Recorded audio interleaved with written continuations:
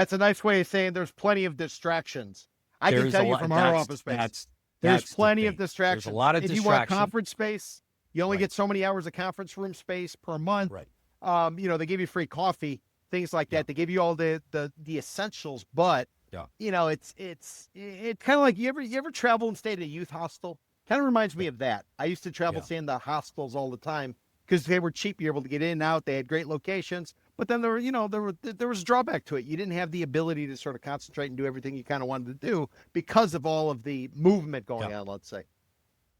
And there's depending on how much you spend, right? There's a good amount of enjoyment from those experiences, but you have to factor in the fact that you're going to hear everybody's conversations. You're going to hear yours.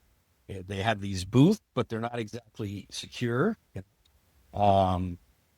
Many of the offices are glass.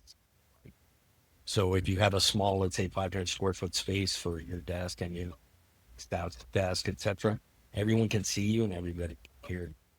So those are some of the dynamics in shared workspaces that you need to take into account before you. Which is true.